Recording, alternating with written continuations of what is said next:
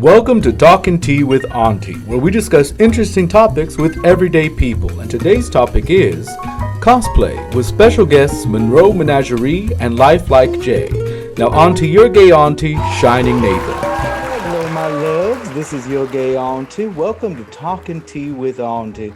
As always, I'm so glad to have you all here, and this is a new special segment. Think of it as Mr. Rogers, but for adults. A common segment where I interview everyday people about their lives and interests. And on this fantastic occasion, I have two wonderful people here to talk about cosplay, and I'm going to be introducing them here shortly. We will have MonroeMenagerie and LifelikeJay, or Jay Vasquez, as our two cosplay guests. As always, I'm so excited to have them both here. And so remember, if you enjoy this content, feel free to put that notification bell, give a like, and subscribe to this channel. Now, let's give a brief introduction to both our guests. We'll go into guest number one. Now, today on my show, we have our first guest, MonroeMenagerie. Good afternoon, good evening, Monroe. I'm so glad to have you here, my love. Happy to be here. Thank you, Auntie. How is your evening going? It's going well. It's finally warming up here in West Texas, so I've still got my electric blanket, but things are going well. We had a beautiful holiday, so we've survived Christmas now and looking forward to New Year's, and maybe eventually I'll catch my breath sometime in 2023. 2023, I think, is going to be our year. I hope, and that's what most people will probably be. No, they'll see this before 2023 if I can knock this out quick enough. So, my love, I'm so excited to have you here on this episode of Cosplay. So let's start with the basics. Let's get to know you a little bit. What is it you do in your daily life and then what led you into cosplay? So in my day-to-day life, I am a homemaker and a bird rescuer, and I do tarot card readings, kind of a Jackie of all trades. And for cosplay, I've been doing cosplay since I was old enough to dress up. Like as a little girl, like a little girl in the early 80s, I used to put pantyhose on my head and be like the dancer from Jabba the Hutt's palace, and I have done, Comic-Cons, and Halloween is one of my favorite things in the world. And so I've always loved dressing up, kind of no matter what the occasion. And as an adult, I still get to play dress up. We just call it cosplay. And that is absolutely beautiful. And I have seen quite a few of your cosplays and absolutely adore them. So I want to ask, having grown through cosplay, what is your favorite type of cosplay? Just like a genre. And do you create them yourself? I do both. I've done both OCs and cosplayed known characters. Oh gosh, my favorite. I have done a little bit of everything. The only thing I haven't done a lot of is anime characters.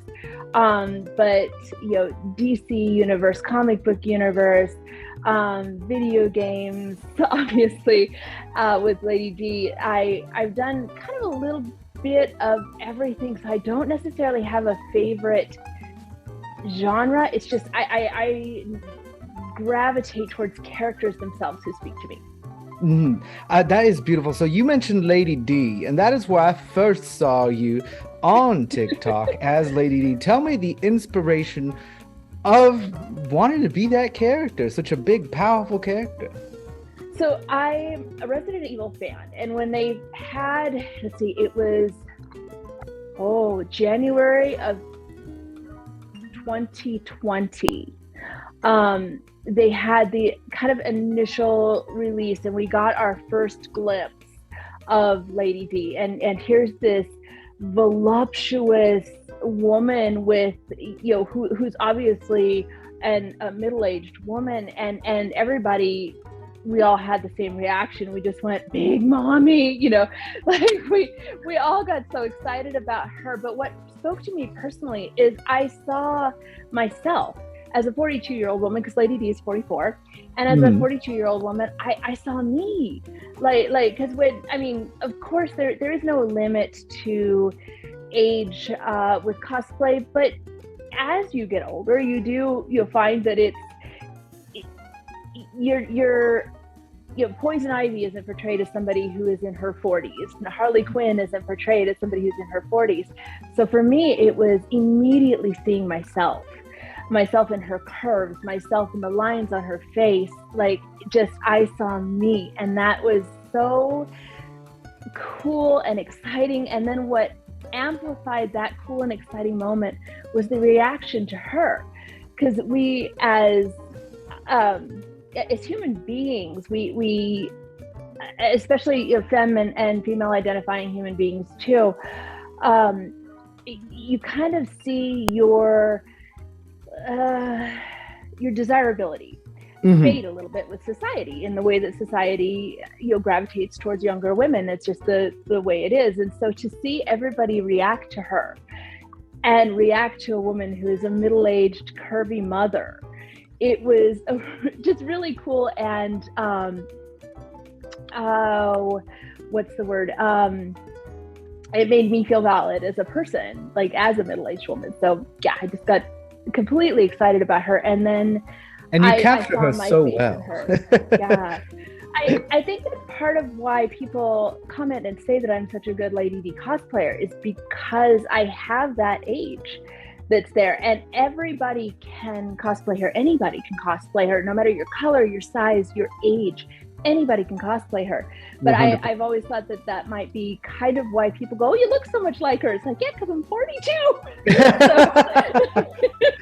It's easy to look like a 44-year-old woman when you're 42. You got those little lines around your face, around your eyes. There's a good 30-some years of stress that are...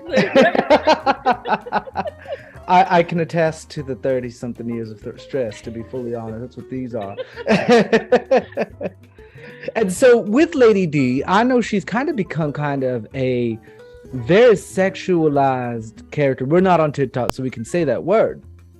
And so what has been your feeling on that side of being her? And what has been the reaction you've received, or any awkward moments you may have received while being such a sexualized character who's thick? I know that the thick. I got the as RoboCop 17 art says, the Bahana Gooks. I can never repeat it, but he's so funny when he does Diablo and talks about them. I've got the tatas for it. But for me personally, I have always been somebody who's very comfortable with my sexuality, and very comfortable being that, overly sensual friend. So I don't mind being seen that way. I know it's, for some cosplayers, it bothers them. And of course, we all know that cosplay is not consent. Exactly. For me, cosplay, especially as Lady D, I've always made it very clear that my cosplay is consent. My personal cosplay alone, from my point of view, is consent, so that when people simp and when people go, sorry, mommy, and I enjoy it, because I'm doing the same thing. When I saw her take that phone call or pick up that vanity and chuck it, I drooled all over myself. So I understand that. And I am also a spicy content creator. I have and just for the record, spicy work is real work. It's real work, exactly. And I wasn't, doing spicy work from a long before the fan site started. So I'm an old hand at spicy work. But I found a lot of validation in my sensuality as a middle-aged woman again. But you do want to be careful out there in the world of loving cosplayers, that you make sure that there is consent there. But for me personally, there is, and I find a lot of power and empowerment in my my sensuality, my sexuality. So I have never had a problem with being viewed that way, because I like portraying her with her sensuality attached. and again, it's your mileage may vary between cosplayers, because there's lots of cosplayers out there that are very comfortable with that, and there's lots of cosplayers who are not, and both are valid. So it's always important to make sure you have consent before you're simping, but if you do, simp away. Yeah. Oh, 100%. And so in the terms of that sexuality and the cosplay combined, how is that infused into your life? Because like in acting, some actors, because the cosplay in a way is acting in its own way. How is that infused or impacted your daily life? Like in terms of how you feel or just how you move through the world? For me personally, becoming Lady D was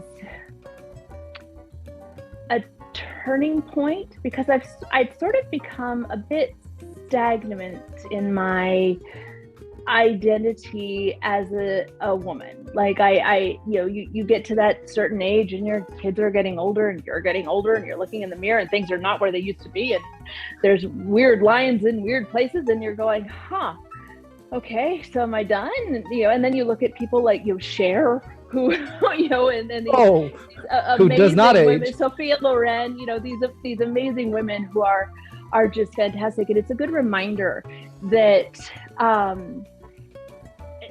to exercise self-care in remembering that you are beautiful, no matter how you look, no matter how old you are, no matter what color you are, no matter what lifestyle you lead to. It was a really big turning point for me to remember that, because I'd had a few years where I was kind of starting to let that slip in my mind of feeling like I'm not worthy of being a goddess anymore, and that's something that we all need to remember, no matter how you identify and no matter who you are, that we are always remember that there is a deity within you, that you have that power to be beautiful no matter who you are, no matter how you look.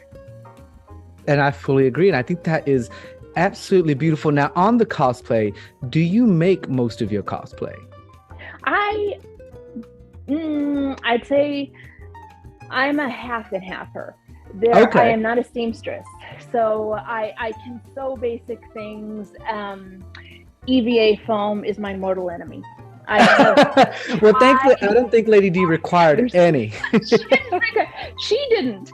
I've had other cosplays that I've had to scrap because I was like, I cannot EVA foam anything. Like I've just never quite mastered it. So for the cosplayers who can work with those modalities, I just, chef's kiss to you, because it is my enemy. I've never been able to make it work for me. I enjoy taking pieces and making them into cosplay pieces, picking and choosing different things, kind of like you do with your fashion, of being able to pick these different things that you wouldn't necessarily think go together, and then being able to create this amazing outfit. So I've been able to do that with a lot of my cosplays. And like I made Lady D's accessories. I made her pearls and her pendant before they were available to purchase from anybody, really, by trying to 3D design something and having a friend 3D print it. And so it's kind of I've always made things for myself, my kids. I've made costumes from scrap by taking different pieces of things that existed already and sewing them together and stuff. So I kind of do both, but I have never been the person who could create a pattern out of thin air and create these marvelous, amazing cosplays out of nothing. And I think it's important to convey, because there can be in the cosplay community a feeling of you're not a true cosplayer unless you have built everything from nothing, until you started from absolute scratch and built it from scratch up.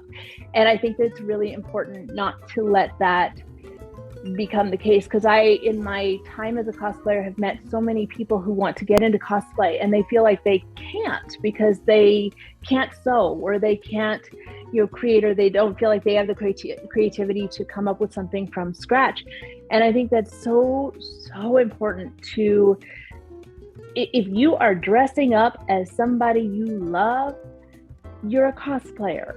Your level of cosplayer. There's no reason to gatekeep. Exactly. It is something that gets there's a lot of gatekeeping in the community, and I think that it's important for people who want to get into it to understand that it's about loving it. It's about wanting to dress up as that character. It's about embodying something that you love and enjoy more than it is about your individual skill to create that cosplay or that character. Same with OCs. Yeah, if you're coming up with your own original character and they're nothing more than somebody in a t-shirt who wears a mask, or somebody who just it has a little bit of facial makeup on and your regular clothes, like, don't ever let the feeling that you're not good enough to be called a cosplayer stop you from doing it, because it's, no matter what your skill level, it's about the joy that comes with it and the passion that comes with it. And that is honestly very beautiful and perfect timing, because we're going to bring in our next guest. This was MonroeMenagerie. She will be back when we go into many more in-depth questions, especially about that spicy content you mentioned. But we will have that joint conversation with our other guest, Jay. So Monroe, I'm going to send you on over to the green room to relax and stretch your legs a little bit for 15 minutes, and I'll see you back soon. See you in a minute. See you in a minute, my love. That was MonroeMenagerie. Fantastic. She is available on Instagram and TikTok. Fantastic creator. I absolutely adore her. Now, next on the show, we're going to be bringing on LifelikeJay. Let me triple check, making sure I am saying everything correctly. LifelikeJay. LifelikeJay, or Jay Velasquez on Instagram and TikTok. So let's bring Jay in. Remember, LifelikeJay, fantastic creator. We're going to bring him on right now. There we go. Hello, Jay, my love. Welcome.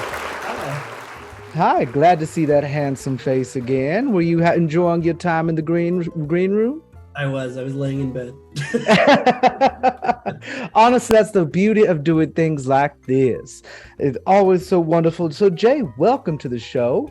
Before we get going into the full nitty-gritty of cosplay, tell us a little about you. What do you do? What's your age? As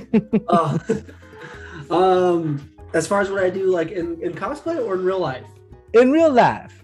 Oh, in real life, I work in a gym. I'm a gym salesman. I sell gym memberships and personal training, and then on the side, I draw pictures here and there. Beautiful, fantastic. And how old are you, Jay? Younger than I. I'm 32. 32 years young. Fantastic. And so you are obviously somebody who works out, who works at a gym. What got you into the wonderful world of cosplay? For me, it was a chance meeting with Stan Lee. Really?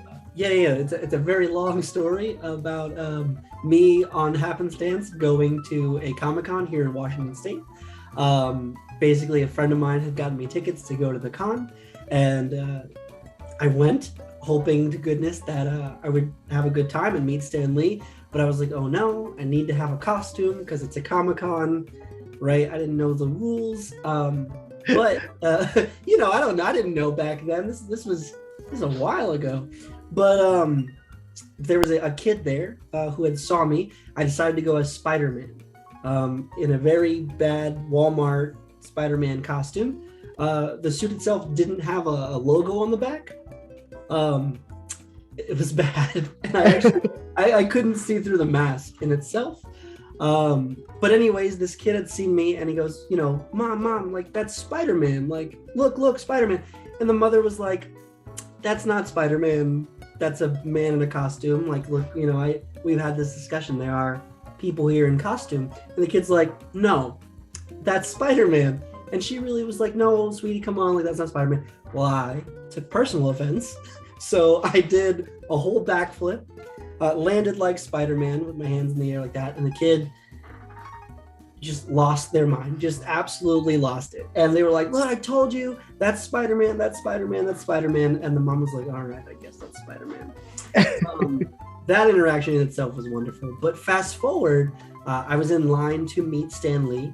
who was indirectly a hero of mine, who made my favorite superhero. So, of course, I love Stan.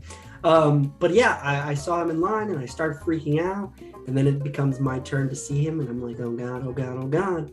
But I'm like, hey, Mr. Lee, thank you so much. I love Spider-Man. And he goes, I saw what you did with that kid. Good job, Spider-Man. And I was just like, okay. and Stanley said, he said that's exactly why we do this. Like we draw the characters or we dress up as the characters. It's for those experiences, those once in a lifetime interactions where, the characters are off the page and they are in real life. But being called Spider-Man by Stan Lee was like, and like in hindsight, I'm sure he calls every Spider-Man cosplayer Spidey, Spider-Man. But in that moment, I was like, oh. So like I had left the area, after meeting him and shaking his hand and stuff, took our picture, and I like sobbed in my mask. And I remember telling my friend who took me, I was like, well, whatever that feeling was, I'm gonna need to do that. And that started my cosplay journey like full-fledged. That is absolutely beautiful. So have you stuck mainly to those superhero cosplays as your primary? No. I really? I do a lot more anime characters than I do like Marvel superheroes. I do have Marvel costumes. Like I have Spider-Man, I have Venom, I have another Spider-Man, Wolverine. I'm working on a secret cosplay for Emerald City Comic-Con coming up in March. A secret cosplay? It's a secret. But well, if people want to see, they have to see you at Emerald City Comic-Con to see the secret cosplay. Like I kind of want to tell people since this is your show, and I mean, you don't have to. It can lead to other. If you want to, remember, you can follow him on Instagram to get all the takes for LifelikeJay. I think it's 2 eyes, right? yeah, correct. So a secret cosplay. And I think the biggest cosplay recently that made everybody quiver was a recent hero that just came out. I will admit that 3 of my friends sent me a TikTok of you as Namor, just with the caption "Daddy." And I think that was your recent big daddy moment. It's Agua Papi? No. Agua Papi. Just to be certain, that's Agua Papi. No, yeah. So when I had found out that Tenoch Huerta was going to be in the Marvel Cinematic Universe as Namor, of course, I was like, wow, that's amazing. And then I remember seeing the concept art. All we had gotten was like that one still image. It was literally like a drawing of Namor. And I was like, I put it to my story like that day. I was like, I have to cosplay Namor. And, my buddy, CJ Lewis, was like, I can help you do it. And I was like, are you sure?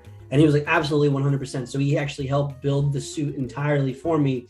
And it was my job to get my body right and like my mental right so that I can give my best version of Namor, which apparently did pretty well. It got me, a bunch of new followers and new friends. Clearly, how has that been reaction been? Because I'm sure a lot of people are thirsting over you. Has that resulted in any awkward situations regarding, I guess, what we call simping in the community? So many. My comment section is a Reddit minefield. It is wild. It's the Wild West in my comment section. Because it's funny because it's like you see my friends. They're like, "You look great. This is awesome. Oh my god, wow, so cool." Then one comment down, you're like, "He could fill my ocean," and I'm like, "Oh my god." And it's been fun. There are a lot of people that are like, move the camera lower. I'm like, geez, I'm wearing almost nothing. Relax. Well, apparently they want you to wear even less. And so in terms of, there is that side, and I've seen several of your cosplays, and there is that very let's just, for lack of a better word, sexualized content. But I've seen more on your softer side and explorative side of your cosplay. Tell me about those ones. Well, so I like to be multifaceted. The thirst trap content is fun, and I do enjoy that. But I do love pushing myself to different limits, different directions. And then through cosplay, I came to terms with not only my sexuality, but my pronouns. So I do use he, they pronouns right now. I was heavily inspired by the just sheer power that I got cosplaying as Desire from the Sandman. The actor Mason Alexander Park, they are also a non-binary actor, and just they were barely in the show. There's a non-speaking part of the show where they're in it for like 5 seconds, and then there's literally like 2-3 scenes of them, and their stage presence just demanded focus. And I was like, whatever that is, I'm gonna do that. And then I did it, and it just revealed to me that yes, I'm 210 pounds, and for the most part, people only see me as a large person. But these cosplays where I can, show off my softer side or my femininity, allow me to kind of put a curtain over that for people, and they stop seeing the literal mask that I have, and they see me as whatever character that I'm bringing, regardless of anything. And that is absolutely just beautiful. And that actually leads to my next question of how has cosplay impacted your life, a daily life? Because you have your daily life of work, and that's outside of cosplay, but how has it influenced your daily life? It, if anything, is inspiring, right? Because at the end of the day, I'm an adult who works an adult job. I have adult problems, right? But in cosplay, I get to actually turn all of that off, and I get to just be those characters.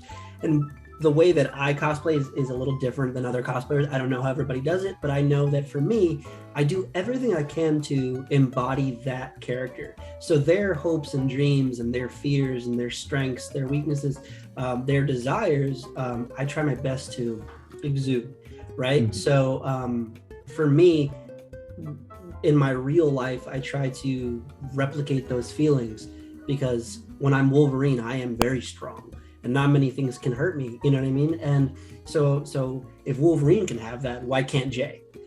So I try to take bits and pieces from these characters, and each of them teach me something new about myself, that maybe it's okay to be a little afraid of stuff sometimes, or maybe it's okay to be a little softer or a little quieter sometimes, given whatever situation I'm living in. And that's wonderful. And it's clearly shown, because you said earlier about expressing your they them pronouns and your sexuality, and that is absolutely beautiful incident that it's been able to do that for you. And then on the more practical side, how much goes into your cosplay, either monetarily or time-wise, or do you build them? Monetarily, I'm very lucky and fortunate to have a large group of supporters who help me out and get me quite a few cosplays, because they are excited to see me as X character. So I say, of course, if you'd like to do that, please do. But then the time that goes into each cosplay, regardless if it's me just putting it on or trying to build it, I have to develop some kind of emotional attachment to the characters. So let's just use Desire for example, right? I will watch those scenes for up to an hour, just so that I can actually become that character. So for me, I would say emotionally, a lot of time goes into every single character, and I will refilm a TikTok or take more pictures if I don't feel like I've truly shown that character off. And then as far as building cosplay goes, I do not. I'm very much so a cosplayer that wears the costume. I do my best to bring those fabrics to life. Now, I am trying to get into builds. One that I will be building here soon, which I don't mind sharing. That one is going to be Pyramid Head from the the Silent Hill universe. Ooh. It's been heavily requested, and I do want to eventually get into building my own cosplays, and I feel like that is one that can be a fun process to share with everybody. Oh, I think so too. Especially the piece should be quote unquote easier to build than something like a 40K armor or Elven armor. I'm so scared to build like actual armor. Everybody's telling me like cardboard and foam for pyramids. Cardboard and foam. Look, you did good, sweetie. You did good. So I see people make like crazy armor pieces out of like foam, and I'm like, oh, that's not metal? Excuse me? Yeah. What? So yeah, one day. Today's not. I believe in you. I fully believe in you. I fully do. I think a lot of your followers do believe in you that you will get there soon, and so because trust me, spandex is a bitch to work with, 100% a bitch to work with. If you rip it, no. And so, real quick, who is your favorite? We have about a minute and a half, and then we'll invite Monroe back. Who's your favorite character to cosplay, or that you have cosplayed? Right now, it is a solid tie between Namor and Dr. Frankenfurter from Rocky Horror. Really? I was thinking about it, and I've thought a lot. So Namor gives me the power and majesty of being this powerful king from Talocan, but then Dr. Frankenfurter, it's like freedom in the most fun way I could possibly say. Also, I look great in heels, so. Those squats clearly helped. That is absolutely beautiful, and that the juxtaposition between the two, astounding. I saw the Frankenfurter, beautiful. You also did a Jareth from the Labyrinth. That was all. I think you did Desire, Jareth, and Frankenfurter within the same time frame, and we can talk a little bit more as to possibly why you may have done that. Yeah, sure. And I think we have quickly, what is your favorite genre to cosplay? We have 19 seconds. Anime. I don't know. No. And with that, we will bring Monroe back from the waiting room and have her join us for a nice. Oh, that is loud. Stop. And we welcome MonroeMenagerie back. Welcome back, my darling. Happy to be back. Hi, Jay. Hi. I'm so glad to have them both here so we can discuss things back to back. And we have questions from my patrons on Patreon, but those will wait for a little later. If you would like to ask questions of my guests on this show, become a patron on my Patreon for as low as $3 and support your gay auntie. But we're going to move right into further discussion of cosplays. And I guess I will ask this. I asked Monroe what was an awkward situation she's been through. It's been a lot of the simping. Jay, darling, what has been an awkward situation that you've had to endure since you've been in cosplay? Comic-Con and touching. I wear a lot of spandex, so yeah. My one that I thought about actually just now because I'm looking at a picture of Spider-Man is I do squats. Okay, I have a large rumpus, so they say. But in the spandex, Spidey badonk. in the spandex, there's no room for imagination. So I remember taking pictures with this elderly woman, and I remember that her arm started around my shoulders, and as the pictures continued, she ended up on my butt. So, and I like when the pictures were done, I'm in my full mask. I know that I looked like this, but you couldn't see. And she was like, "It's okay, Spidey. They look great." And I was like, "What?" Yeah, the simping is fun. That's different than everything. I love the simp comments. They feed me, but the physical awkward interactions, those are the ones that leave lasting impressions. Oh yeah, I can imagine. Monroe, have you ever had, because you do cosplay a very sexualized character with a very pronounced top and rump, as Jay said. Have you had anybody try to touch you in that way, or do you put on stilts to make sure? Because Lady D is what, 9'6". 9'6". 9'6". She is 9'6". My dogs just got out and are now all over me. So sorry about that.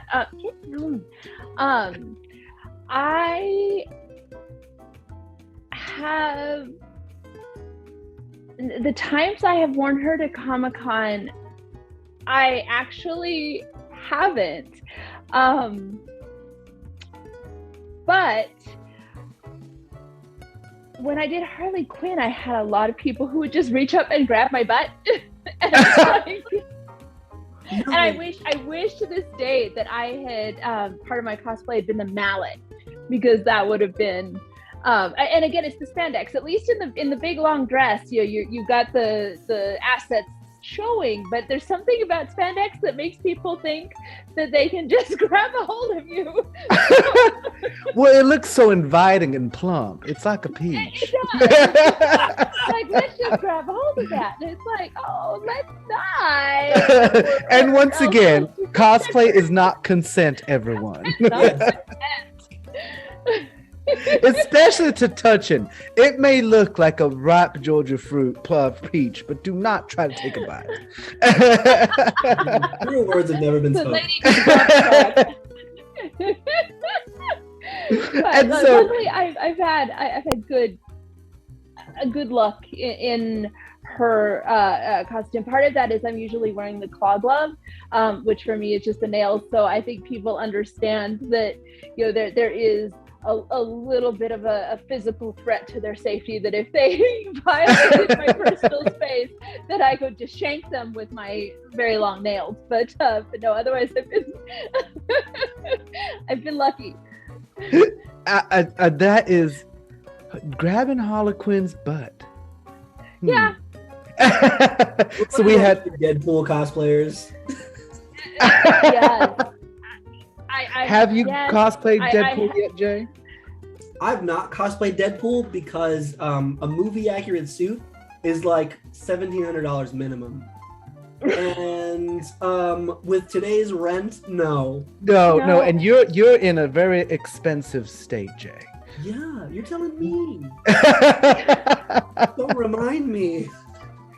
You see, me and Monroe and I are lucky to be in one of the less expensive states in the Union, though it's not the most cohesive.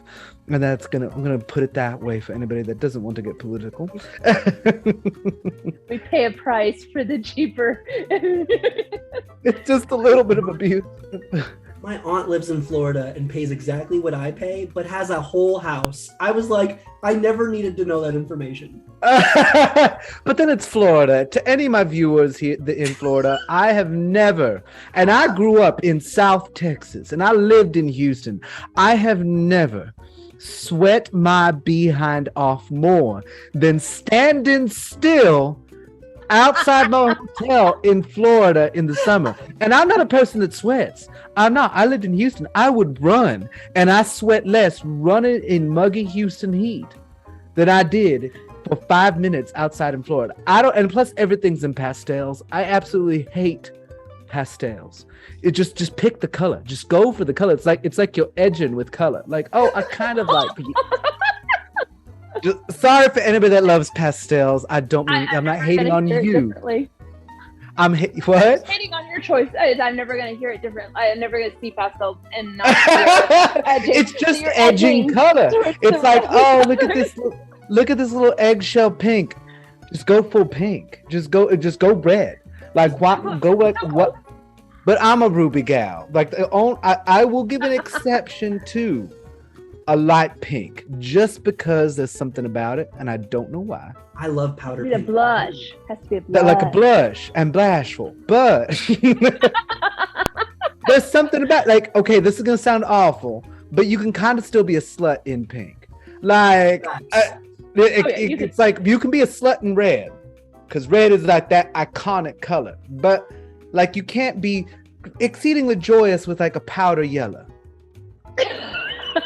It's hard to be and everything in Florida is pastels. and I don't understand. Oh, it's a beach color. I don't care. Anyway, we're going off a random.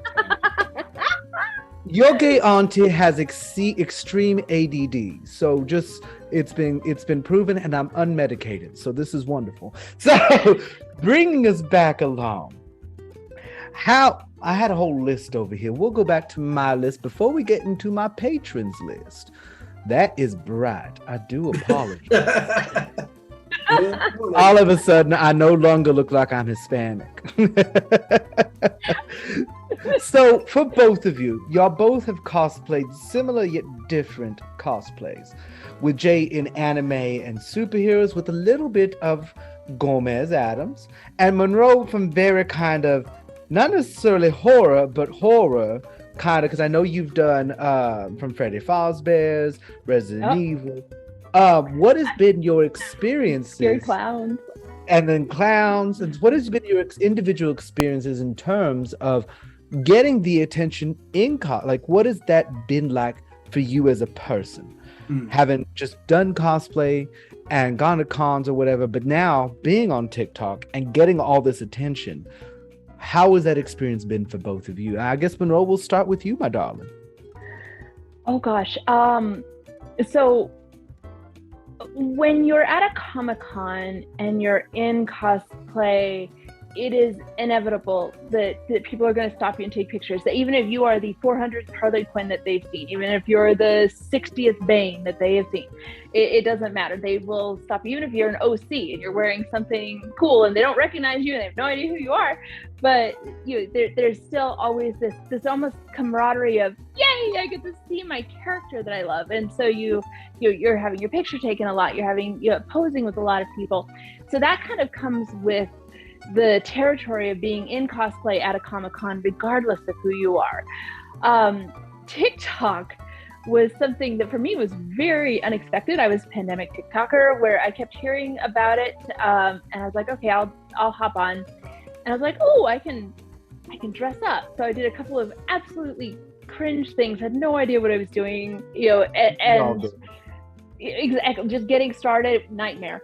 And then that would have been towards the very end of, no, it would have been at the beginning of 2020. So it would have been January or so 2020. So we hadn't quite hit pandemic, but things were starting to, people were starting to discover, my age group was starting to kind of discover TikTok and impose ourselves onto the Zoomer app. But then when Resident Evil happened and I did the Lady D cosplay, it blew up for me. And I'm still a relatively small creator, under 100,000, which I've been edging 100,000 forever. So out there in YouTube land, if you're watching this and you have an interest in following somebody and looking at my old cosplays or my current birds, please follow me. I'm sick of edging 100,000 followers. It just annoys me. But I just want that 100,000. I just want, I don't even need more. Just 100K. Like, just because it's like, when people go, how many followers do you have? 94,000. It's just a weird number. And so I was not prepared. And the biggest reason for my jump in followers was because I was being a dumbass in my cosplay, and I was making self-deprecating humor is my thing. I love making fun of myself. It's how I beat bullies when I was in middle school, and it's just always been kind of my thing. So I was making fun of my boobs. And there's this other cosplayer who gets the Lady D figure with these bags of pinto beans that it takes throws them on the ground. These are just lima beans or whatever. And I'm just sitting there going, I want to do that. I want to take it right off at the end of the day. That's not fair. And I almost didn't post it. And I was like, I need something to post it. I'm just being stupid. And I had like 8,000 followers, and so I posted it. And then I got like 60,000 followers in like 2 days. And my phone just, I'm like, what is happening? What is happening? Oh God. And I'm not particularly a people person, so all of a sudden there were a lot of people, so I had to learn how to people. But I love my TikTok people. I have so much joy from that app, whether it's getting to play dress up, whether it's just being me, whether it's showing off my menagerie of animals, it brings me great joy. So, and that's what the app should really do as well. And Jay, how about for you?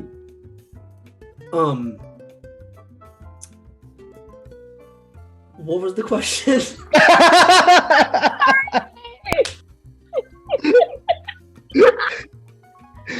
How going from just doing cosplay from a Comic-Con, and now you have cosplay online on TikTok, and it's been percolating, getting your followers. How has your experience been that as a 32-year-old man?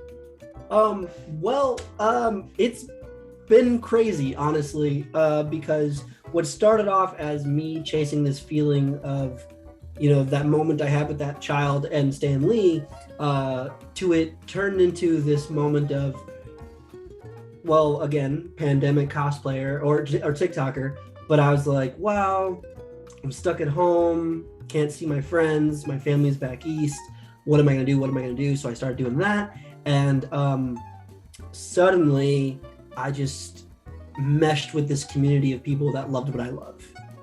And, seeing these other TikTokers who are now my friends, but seeing them back then and looking up to them like, wow, like that's so cool. Like I want to cosplay on the internet and have people think that that's cool. And here we are where suddenly these people who I looked up to are my mutuals, and I still look up to them. But it's crazy how, in the most cliche way possible, chasing something that you really love just becomes just everyday life. Like going from like, I'm gonna put the Spider-Man costume on to like people know that Spider-Man video I did. My first big blow up was my Moon Knight content. So I love Moon Knight. Like I think I love it. I love Oscar Isaac. I love the character Moon Knight from the comics. I love him in the show. But I think at the time that Moon Knight was coming out, it was myself and like 2 other TikTokers that were like making Moon Knight content, and I'm friends with them now. But like for me, I was like, oh my god, like this is so crazy. Like everybody's just like loving this content, loving this thing. People were like, you look just like Oscar Isaac. I was like, where? They were like, the nose. But I was like, that's. I was like, thank you. I'll take it. I was like, I do appreciate that I can breathe well, I guess. No, but it was just so much fun. It was, I don't know. I think that's the best way. I think fun is the best way, because like emotionally, I love it, right? I love every minute of it. It's such a blast to create content that I like and then have people like that content. So I stopped trying to make content that I thought people would like, and I started making content that I liked. And that was a big shift for me, because now I'm like, I like that character. I'm going to cosplay this character, and I'm going to make videos that I'm going to watch, because I'm a little obsessed with myself. And I watch, I think everybody should. Obsessed with Jay. So I watch my own videos, and I'm like, you cringy ass dork. But then I laugh, and then sometimes I do some really cool stuff. Like some of the transitions I do, which is another thing that gained me popularity, is how I do my transitions. Some of them I'm like, well, look at me. I'm like, so I think that's it. I think just the overall feeling of fun and joy that I get from cosplaying is the biggest change in my life now. I think I answered that right. I will accept it as an answer just because you're so pretty, and I'm lucky I have 2 very beautiful, pretty people on this show tonight. Too, with the cosplay thing, especially for our age groups, like 30s and up, we came from a time before Marvel Cinema, before the DC universe, where it was not cool. When we were kids, when we were teenagers growing up, there was nothing cool about liking comic books. You got beat up for that stuff. You got tortured for that stuff. So now to be able to not like regress almost to who we didn't have a chance to be when we were younger, because the internet was brand new and it made weird robot noises to get on it, and nobody could use the phone while you were on it. You know, I mean, like, for anybody young, that was called dial-up. Dial-up. Dial-up hurt my soul. I heard it. Somebody had it as a ringtone. Somebody had their phone off silent.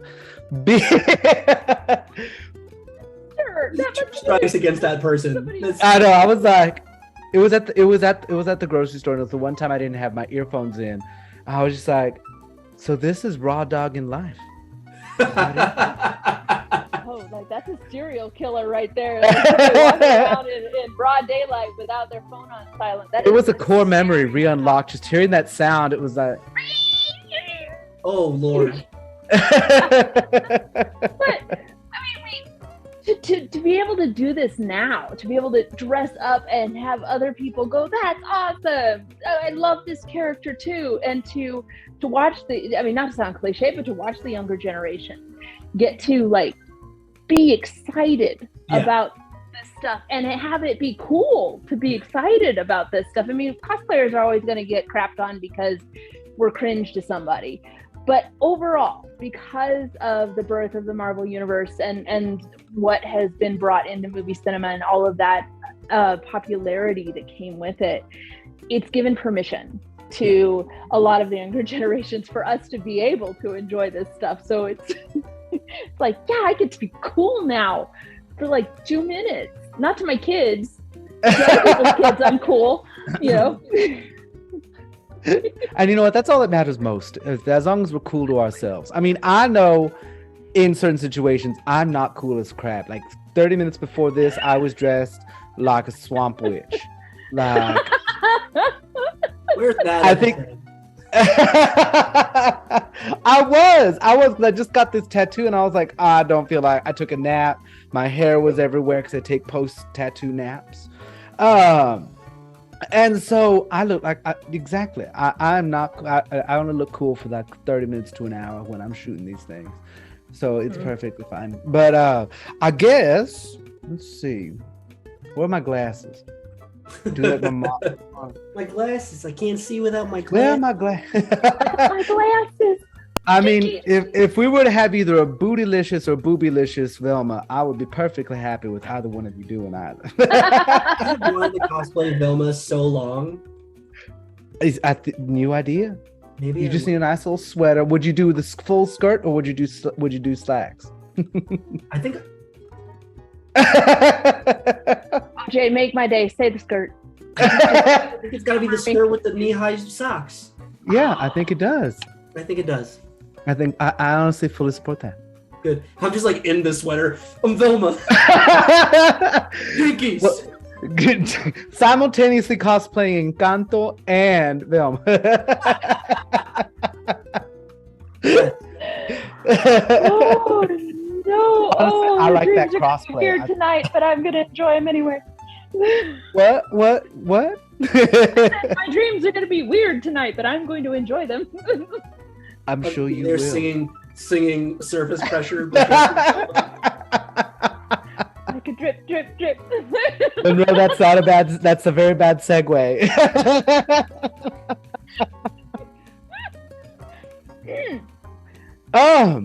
If you don't know what I meant, it's okay. You can Google it. If you're under the age of 18, don't Google it. Okay. Jay, don't be that type. You're not Desire right now. You're not Desire. Understood. You're not Frankenfurter either. And Monroe, both of y'all have that same I don't do anything wrong looks on y'all's faces. No, not me. No, innocent.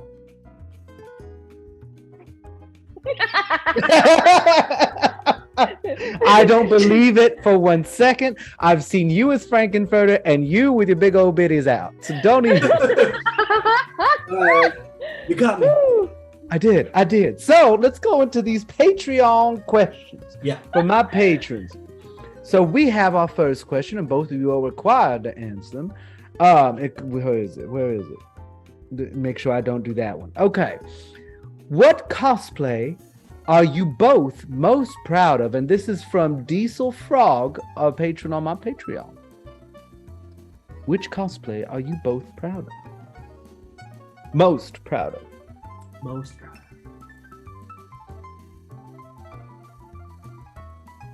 Let Jay take this one first. Okay. I think it's a tie between my Frankenfurter and Namor. Really? Beautiful. And Monroe will ask why right after this. Monroe, who is yours? My favorite, obviously Lady D, and I think close second would be Roxanne Wolf. Okay, so now this will lead into a question that's additional of my own. Why are you most proud of both of them? Well, Namor, because it allowed me to have this very masculine presence, this very regal presence, while also still somehow being sensual.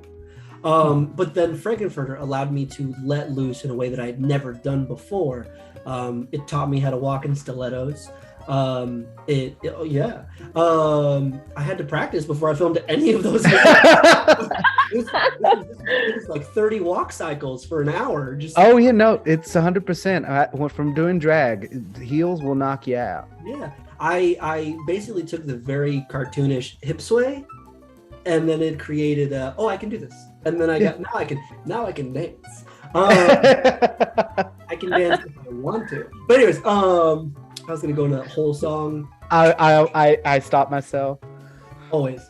But yeah, so like those two, because they're so different from each other and they've brought out such different personalities in me, I have a very special place in my heart for those two cosplays. So I'm most proud of them.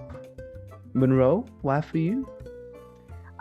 Lady D, because kind of as I had mentioned earlier, it was a way to revisit who I am as a middle-aged woman, to enjoy all of the little things about me that make me, my little lines and my curves and things that helped me embrace who I am as a human being again. And with Roxanne, I did her during a time where everything was crazy. I was in Washington helping remodel and sell a family home, and it was just me, and it was just a time of upheaval. And I made her out of pieces from Amazon and my own willpower just to make this cosplay happen, because I was looking for, I just needed kind of an outlet and a bit of joy. And so I loved how she came together, and I really loved that it made a lot of kids cringe. It gave me a certain amount of joy, because I'm used to being a popular character, and it was nice to have people go, ugh. So both were fun.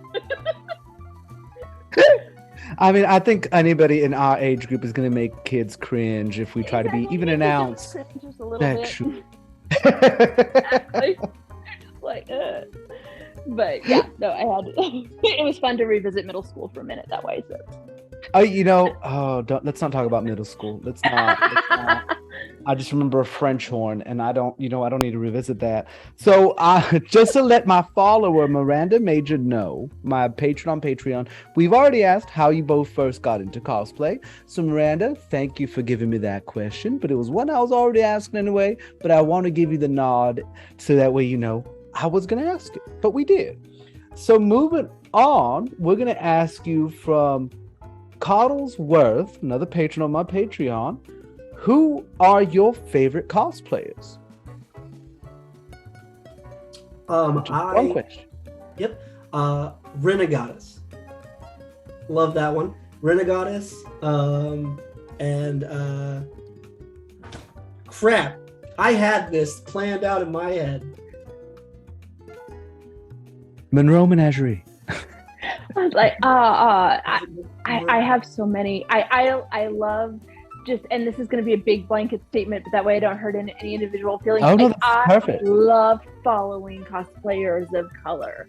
Like, I follow so many amazing cosplayers of color, and I will be the first one first in line. If anybody dares say that character isn't this color, I will absolutely throw down and come armed with a sharpened spork. But I just have such an absolute passion for getting to see people of color find that joy, because there's always so much focus on the my shade of people and cosplayers, and those people do tend to get a lot more attention. So I personally love following cosplayers of every color and just getting to see everybody experience that joy. One of whom is Jay. So that is a beautiful and wonderful answer to that question, and I love it, because I also follow a lot of cosplayers, and I will tell you right now, I know what your profile picture looks like. That's what I got. Yeah, like on the spot, I'm like, I'm friends with so many people. I can name 3. I know they're icons.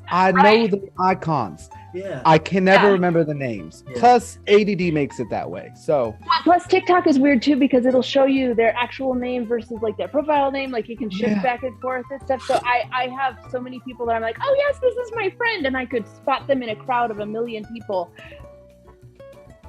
but couldn't give you their handle. Yeah, like this is my good friend. Oh, awkward. Yep. Yeah, 100%. Don't worry. I do it all the time. That's why I always have a friend I need to introduce to people. I'm going to give a secret of mine. So whenever I have friends, I'm out and I know there's going to be a group of people I know I've met, but drunk Nathan met them, not sober Nathan. So since the information has been expunged, I know I met them. I know what we did. The name. And so I always have a friend with me like, oh, this is so-and-so. And they'll be like, oh yeah, I'm so-and-so. Oh yeah, I'm so-and-so as well. And I'm like, yeah, I've known so-and-so for a while. They don't know I'm doing that, but now you do. Great person. Hi, random person who now has a name that I'm immediately going to forget once we walk away from this social interaction. So good to see you. It's so good to see you. Anyway, we're not going to go into Southern cordiality. Auntie Kinky asks, biggest cosplay fail. Biggest cosplay fail. Don't answer all at once. I was like, I'll give you the chance to go first this time. And she's like, I'm not even looking at the camera.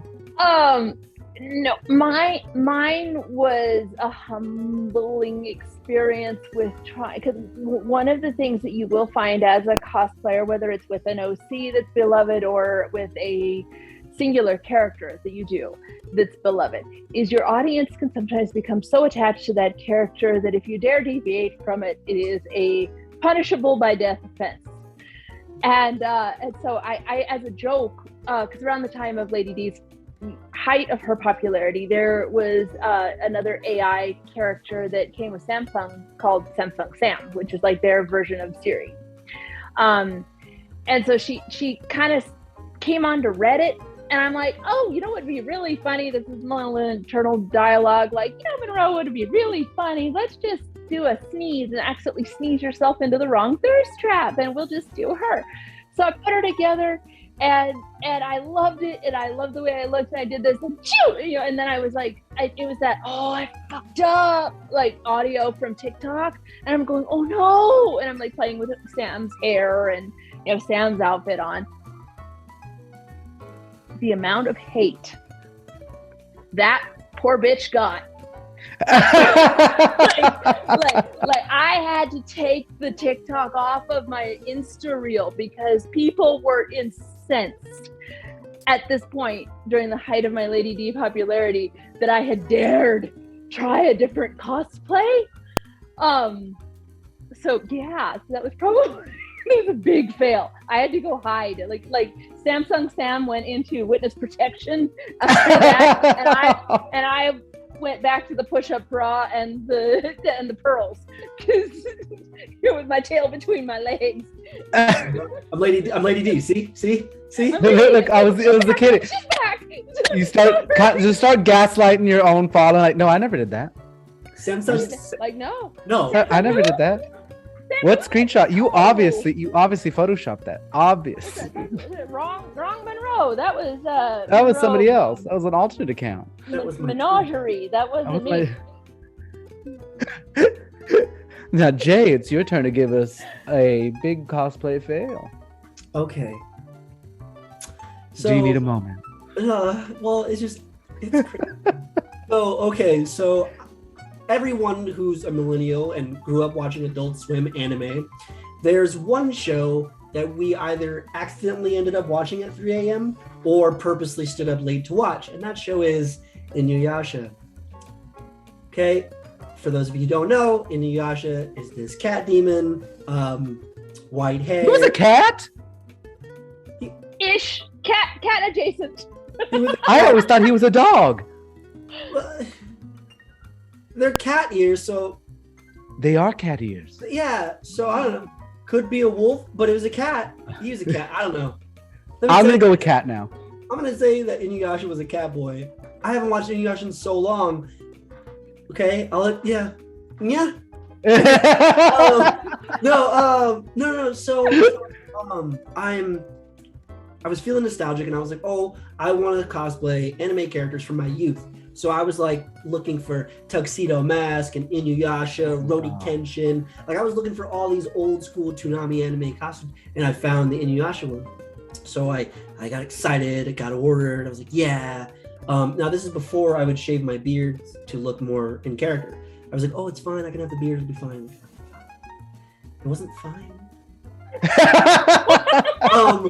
So I got this narrator, but it was not fine. Extra it indeed large. Was not fine. It was at this moment Jay knew he fucked up. So I got the suit. It was not an extra large. It was like a small, and I hated that. So like the sleeves didn't even go all the way in my thing. The sword didn't match. The fangs weren't fitting in my mouth because I didn't know how to melt the gel, because those don't come with directions. They're just like, melt this. Oh, no. Okay, for how long? What do I do? Anyways, so I put on the wig. I didn't know because this is early in my TikTok thing. So I didn't know to put a wig cap on. I just put the wig on over my black hair. and then the cat ears. And I just remember sitting in my room going, wow, this is awful. I still had the audacity to put out like 6 videos. And like I leave them there, they're still there. You can scroll my TikTok and you will see my Inuyasha. And because the reason I left it up is because I have a beautiful community. I love them so much because outside of the simping and like the funny, weird, cringe comments, they're a beautiful community and they support me a lot. But they're always like, JW, yeah, Jay won that. Oh, Jay never misses. Jay's the best cosplayer, yada, yada, yada. And I'm like, just scroll a little. Because let me take you back. Like, all my Naruto content is cringe. All of it. There's not one video that I've looked at that I was like, I'm the best. No, all of it is like, how did I not stop doing anything on this app? But then I get to Inuyasha, and Inuyasha was the last time that I was like, I will never, ever just post stuff again. That's my biggest cosplay fail, Inuyasha. I will live with that for all time. And now everybody knows. Scroll through Jay's TikTok to find his Inuyasha content. Because I now need to see this. So I may not have... I didn't even put any effort in. I was just there in the suit. And you can tell I'm uncomfortable. You can see me. You can see Jay in a costume. It's not Inuyasha. It's Jay in a costume. And I was just like... Yeah. I did great. Mama, am I going to state? Mom, am I going to go to state? Sorry, random. You're going to go to state, sweetie. You're doing so good. I Yeah. love that. You're doing great, honey. It's awful. I will one day do a new Inuyasha. That is a promise. But And what I suggest is do a stitch of one of your old ones. Transition to a new one. Yes. You're right. Do the old one justice. Show them where you came from and where Spring you are. 2023. My roots. 2023, Inuyasha. We have a beautiful Japanese garden here in Seattle. I was about to say, well, it's almost upon us. Well, no, it's almost upon us in Texas. It's not almost upon y'all in the north. Oh no, it's wet and cold. I hate it. I'm wearing a turtleneck in my own home. You can't see this, but there are like 6 layers of pants and these big Sherpa socks. It is not by any means warm here in Texas. Electric blanket. I am wearing uber thick. They have grippies on them, but they're super cute socks. So do I. Wait, Yeah, I was like, I love grippy socks. Where have you had your grippy socks, Jay? I Walmart. These are a very specific type of grippy sock. Anyway, but no, our spring has been happening later because before it was like, oh, by February it's spring in Texas. No, we're still freezing. Climate change is the thing. Anyway, on to the next question. Pamela Farley asks, which cosplay took the longest?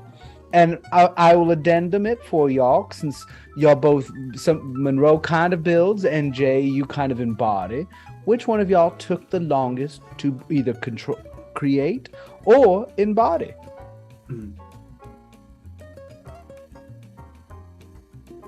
For me, it would be Desire from the Sandman. That's a new persona for me to dig deep and find my femininity. So finding that strong but sensual, like feminine smoothness, that one took a really long time to create because I had to expose that out of myself. And then Jareth. Yeah, Jareth took a long time because for a while of being in that costume, I was just dressed as Jareth. It took a little bit for me to become, the Star Child. It took a long time. And I was, yeah. Actually, I put on the costume, tried to film TikToks, was disgusted, sat down and watched Labyrinth in costume. Then I was like, it's time. Yeah, I wish there would have been a TikTok of that, honestly, to see that process. Because I remember I tried to do you remind me of the babe, right? And I was like, ill. That took 40 minutes by itself. But then I was like, all right. And then I watched the Labyrinth as Jareth, and I kept like walking through my house with like that smoothness, that swagger, that like super gross kind of creepy hitting on her vibe he did. And it was, it was, look at it. Yeah, it has. Yes. It was the 80s, right? 80s? No, I know. It's just the makeup was so pretty, and I was like, I'm pretty. But yeah, so, and the mullet was everything for me. But yeah. So those two characters for me, I think were some of the hardest I've ever done because I had to create personas that I'm not typically like, the femme personalities are very hard for me still as I'm learning how to be comfortable expressing that. And then Jareth, I'm not as smooth as I'd like to pretend I am. So, yeah. And Monroe, your turn. So for me, the putting together clothing and costume items is usually pretty smooth no matter what the character. For me, a lot of the time consuming comes with the wig styling. I had to teach myself off. Like, drag queens have taught me everything. They've taught me how to contour my my manly masculine face. They have taught me how to style wigs. Like, everything I know as a cosplayer, I've learned from drag queens. And so I taught myself how to style wigs. And that can definitely take time. So Lady D's wig is probably one of the most time-consuming pieces that I have, because there's a lot that goes into styling that wig. But anything that I do, whether it's Roxy, whether it's other FNAF characters, whether it's Lady D, things that involve changing your face with makeup, changing the shape, becoming an entirely new person. Eyebrows, getting eyebrows just right, because the way that I do this, and I know there are pictures around there floating around the times that I've shaved. Like, I shave off my eyebrows, except for like one little tiny tuft here and here, and getting a different human being's eyebrows just right is something that is very difficult for me to do. So recreating a face can come down to how the eyebrows are shaped. So a lot of times that will literally be the thing that will take me the longest, is shaping a brow and figuring out the best way to contour a face, because I have a very distinctly heart-shaped face. So like Lady D's face is much more round. So learning how to, contour just right. So she used to take me from start to finish. I finally got her honed in to about 90 minutes, but I'd even like color, like paint with just paint about this far back of my hair, because it would show, the bright red would show under the wig. And so she was very involved, piece by piece, even though she doesn't look that elaborate. Actually getting into her and becoming her was extremely elaborate. But any character I've ever done, I've had to change the shape of my face, the style of my face, or my eyebrows, automatic, gonna take a minute. So. I can see it shows off. Subtlety does take a lot of time to make it look subtle, especially make it look natural. Is one of those things that is very hard. What is this? Hold on. Don't either one of you. You I know the general vicinity of where both of you live. As in city, but I'm very tenacious in finding people. And Jay, you're a big man in Monroe. I know where you live. It's not a big actual physical address. I do. You have a danger girl. You do have my physical address. It's a 9-hour drive, but when you drive, it's like 5.5. You just push on through, and you manage to, like, all the times that I've done midnight road trips with you, you somehow manage to bend the time-space continuum. Tech keeps me alive. Jill texts me the entire road trip. Because get to the western tip of Texas to get to San Antonio is 10 hours by itself. But 8 of those hours is nothing. If you're living in West Texas and you're watching this, I'm sorry to say this, but it's a shit side of the state. It is full of nothing but racists and flat. And it smells like manure. I don't know, like that. It does. Anyway, when people think of racist Texas, that is the area. There are good people there. El Paso is there. But however, I have never seen more racist billboards than in West Texas. Yeah. Anyway. I'll stick to my coastlines. We have a coastline. Sure. Yeah. We have a coastline. Gulf Coast is a coast. It's not a pretty one. So what was next? Oh yeah, the next question. You know what? I don't like your tone, Jay. I'm kidding. This is going from a New Yorker who lives in Seattle. I'm afraid of Texas. Texas is the Australia of America. I'm afraid of it. I don't want to go there. Everything is dangerous. I said not everything's dangerous. And I moved here from where you are because I'm a pretty clown. So yeah, don't ever be careful. Be careful. Say I'll never end up there, because then all of a sudden you'll be there going, huh? I was born and raised here, so I had no choice, and it's a big state. So a pretty town, or a pretty clown. Clown. There's a story. One day out of this, I need all the details. My husband is a clown in a horror movie, and I saw him on a horror movie poster, and I went, "That's the prettiest clown I've ever seen." And now I live in Texas. That's a 10-year. What movie? It's called Circus of the Dead. I will watch this movie. I'll DM you the deets to get it. It's on Amazon Prime. I'm so excited. You have no idea how excited. Because at first I was like, "Oh, pretty town." I was like, "That's valid," because Seattle sucked me in with niceness. I was like, "Oh, neat. Right. I came here this summer." I was like, "I understand." But then my brain went, "She said clown."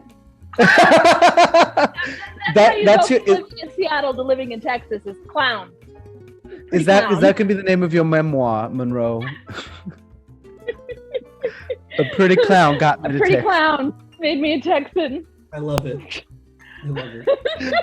Well, you know, fair. So the next question is also from Pamela Farley. Which of your cosplays has been your most favorite? Most favorite. You can go first. Okay, so with the Lady D Resident Evil cosplay came the OC maidens, because we all knew about the maidens that were. And what is OC for people that don't know? Original character. So you know, somebody that you just kind of make up from scratch. And the maidens were mentioned. We knew that the maidens were in the castle and were being used for Lady D's wine, and we knew little tiny bits and pieces of them. So in one of the diary pages that you find while you're playing through the castle level with Lady D of Resident Evil, it mentions a maiden just in passing named Adela, and that she had angered she'd angered Daniela Dimitrescu, and Daniela had slashed her face. So while the maiden kind of OCs were all happening at once from a bunch of different cosplayers, the maidens were all made by all these other cosplayers as women who were in love with Lady D. And there were all these different, you had maidens who, and we play off each other. We design whole storylines around the maidens and around Lady D, and the different cosplayers would work together, whether they were the Lady D or the maiden cosplayers. We'd all make our own storylines with these maidens and Lady D. I did Adela, and my version of Adela was this bitter, angry, salty bitch who hated Lady D because she had been tortured by the daughters and then made into wine. And she's a castle ghost now. So she just roams the castle, torturing Lady D in whatever way she can. And I loved being her because she was the anti-Lady D. So you have, I spent all this time being this beloved character that everybody simps over. I loved the juxtaposition of being able to then become a character who hated that character and who tortured, messed with her, did all these little things to just, like, I did one TikTok where I flushed her pearls down the toilet and was just always doing whatever I could to annoy her, irritate her. So it was fun to be both characters, but I had so much. As silly as she was, as insignificant as she was probably one of my most fun characters because I just got to let loose with her. And especially being an OC, there's not really a lot of, you're not having to worry about certain canons or living up to expectations about them. So that can really be fun in any OC. Mm-hmm. But yeah, she was the one that I had the most fun playing. Just being a salty bitch. A salty dead bitch.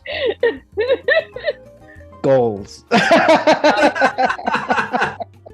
Any frustration that you had at the day, anything that was going on, you just poured that into her, and she got away with anything. I'm not gonna say what went through my mind. I'm not gonna say what she walked around with a Raid can and a fly swatter, messing with the daughters and stuff. It was just fun. So yeah. Jay, who is your absolute favorite to cosplay? I was like formulating this answer the entire. I was like, ooh, this. You know, I will. Would it be terrible if I said all of them? No. No, because that's valid. Yeah. I love all my characters for all the different reasons. I love the ones that make me laugh. I love the ones that make me super like serious. I love the ones that make me feel super sexy. My favorite though, I think my favorites are Namor, Moon Knight, Frankenfurter, Desire, and my version of the Punisher, which I never actually talk about. Oh. But I love. Ooh. Okay, so like when you think of the Punisher, when you think of the Punisher, you think of like, you know, I'm Frank Castle, I'm mad. Okay, so do you know who Duke Nukem is? Yeah. Okay, I took all the Duke Nukem audios I can find on TikTok and I put them with, and it made me so happy. Oh my gosh. Yeah, the nukification of Frank Castle, and it was just a blast. So I love the characters that make me explore things, you know, and just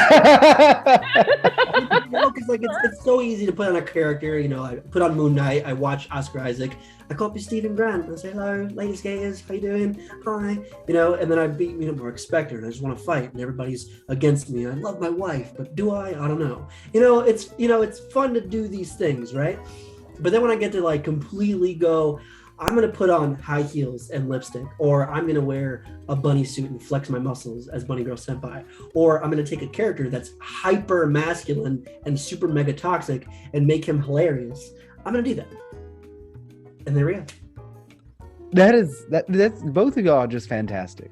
Both of you. And you were talking in character, Jay. Monroe, are you capable of talking as Lady D? Oh, yes.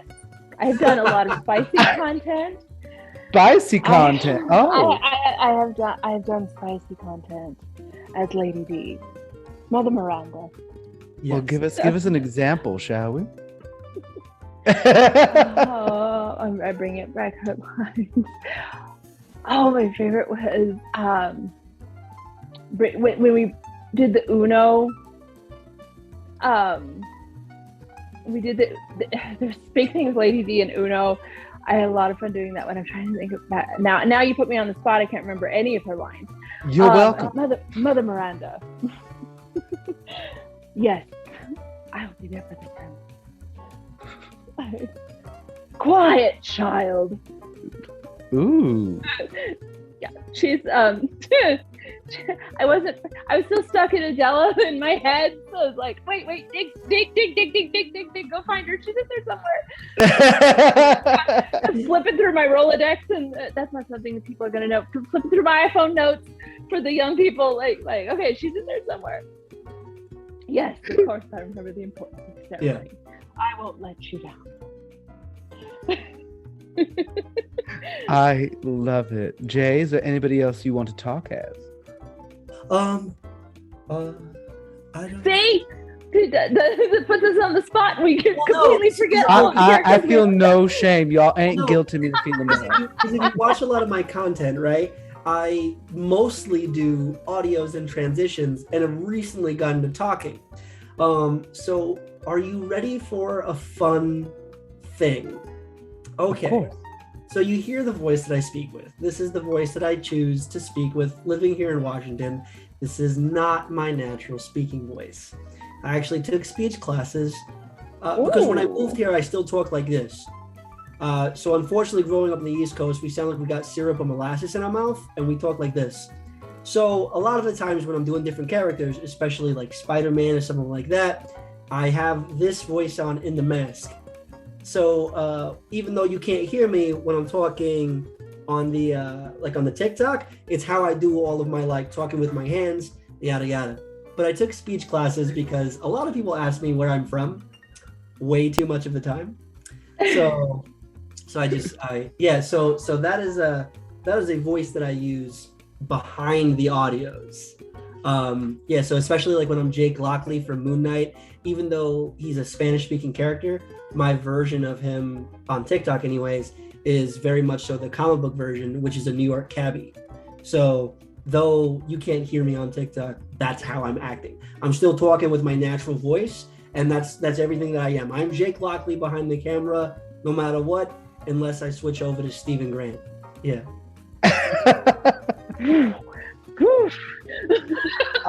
Monroe, you okay? I thought it was 30 degrees where you are. Good.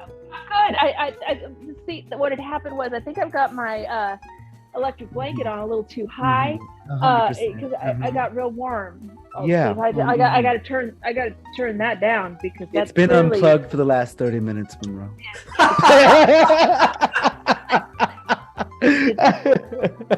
Yeah, that's how I talk to people at my job too. That's how I sell them fitness. With the accent? Yeah, because I talk to them like this and I say, what's the matter? All right, you came in here. I didn't call you. Just let's go and take care of this. I'll take care of you. Just call me anytime. I promise you I'll show you the way, okay? Don't worry having memories. Oh. My God, that's awakening something in me. I might be motivated to do a sit-up. Good Lord. I'm just having flashbacks to the last time I was in New York City. I'm just like, oh.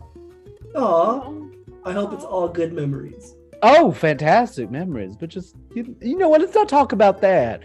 Let's not talk about there's fantastic company to be had in New York City. Yes, that's true. Fantastic company to be had in New York City. I love New York City. I do not like the size of things in New York City. I think if 18-year-old Nathan had moved to New York right out the bat, I would have been there till this day.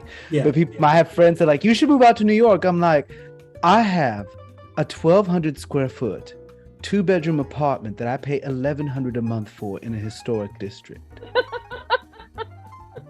With a fireplace. With a fireplace and hardwood floors. And crown molding. And crown molding. And yes, it doesn't have window units and gas heaters. Absolutely. However, 1,200 square feet for $1,100 a month. Hello, Jay. I'm crying at 850 square feet. Oh. At $1,250. I'm crying. I mean, we have those here too, don't you worry, but they're the washer dryer unit. I gotta go to the thing.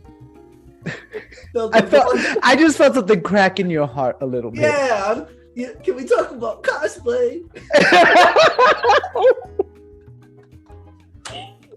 I'm so cries in West Coast and also simultaneously cries in East Coast. Oh yeah, oof. I can't even move into the apartment I grew up in New York right now. Oh no! I've looked at apartments. Condos. My building that I grew up in was a literal tenement home during immigration times, and they sold it as a condo. I almost threw up. Oh. I've looked at rental prices, and my friends are like, "You could totally make it here, but you'd have to live in Brooklyn." And I'm like, "Oh, Brooklyn's cool now." I visited Brooklyn. I love Brooklyn. They're like, "It's wonderful now." He's like, "Now." Then my other friends like, "Just move to Jersey." I'm like, I like you. Don't move to Jersey. Anyway, yeah, that's rent in Texas. Back to cosplay, shall we? So scooting on, we're almost at the end of our production. So let's go on to your socials to promote yourselves, where people can find both of you. Now, Monroe, you can include your spicy content URL as well, if you'd like. Jay, I don't know, do you have any spicy content URLs that you are welcome to? I'm baking it right now. You're baking it? So I got approved. Now I just have to make content. Yeah. So I'll be doing is for everybody that's curious, my spicy content will be more risque. So I will be cosplaying whatever characters I'm posting on TikTok and Instagram, and I'll do teasers on Twitter. But everything's going to be like lewd, not nude. Mhm. Yeah, because Little cheesecakey. Yeah, I like teasing. It's more fun. It's his king. Kidding. You're not wrong. But anyway, no, my socials, my Instagram is LifelikeJay. It's LII LifelikeJay. Get it? My TikTok is LifelikeJay, spelled correctly. But on either of those socials, I do have either a Beacons page or a Linktree page where you can find everything I have. You can even find some of my secret art Instagram or my Twitter. Yeah, I know. Art Instagram? Yeah. It's okay. It's just something I do on the side. It's a hobby. I draw superheroes or sexy women because why not? I know. No, I know. Yeah, it's fun. Oh. Yeah. There was once upon a time before TikTok that I was like, I'm going to be a famous comic book artist. I went to art school. Yeah, I sell gym memberships. So that's how that played out. Okay. I mean, fair. I was a theater arts major and I wanted to become a director of operations and marketing. So, yeah.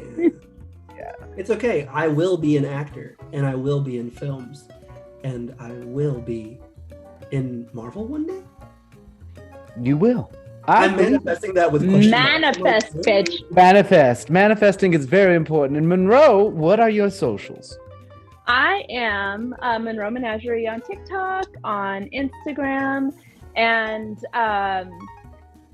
my Twitter is dead in the water, so I really don't use it. So just mainly TikTok and Instagram are my socials, and then my fans page link is on Instagram. And because if you link it on your TikTok, they will instantly ban you because they have an algorithm that will find it. So never link spicy to TikTok, only link spicy to Instagram, and you'll be good.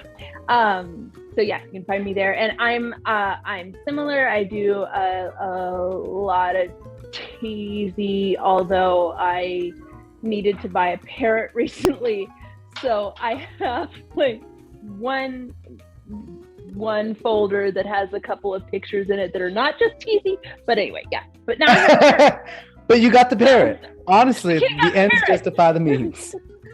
The kitty bought the parrot. So yeah, so we're good. But those are mine.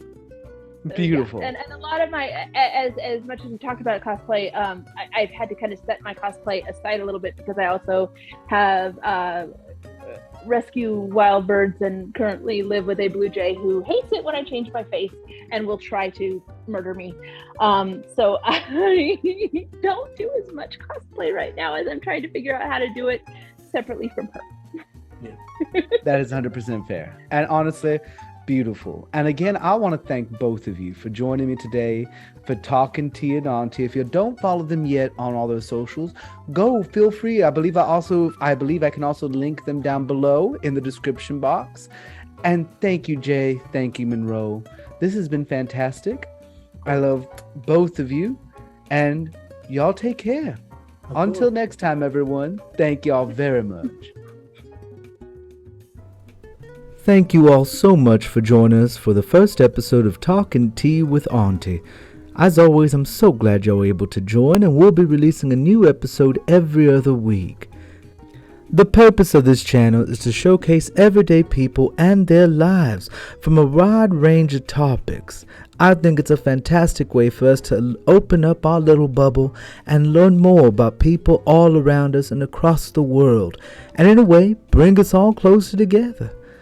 A special thank you to MonroeMenagerie and LifelikeJay for being our first guests on the show. Thank you to my patrons on Patreon who asked these questions of our guests: Diesel Frog, Miranda Major, Coddlesworth, Auntie Kinky, and Pamela Farley. If you would like to ask a question of our guests for our next episode, feel free to become a patron on my Patreon for as low as $3 a month. Also, a very, very special thank you to all my patrons on Patreon who make my content possible and keep my lights on and my kitty cat fed and allow me to produce all of this content. Thank you all so much. Now, our next episode will be focusing on a very everyday topic, but one that is very interesting, and that is parenting from two very different points of view. So stick around for the next episode in about 2 weeks' time. As always, I love you all, and remember, drink your water. You take care, my loves, and I love every single one of you.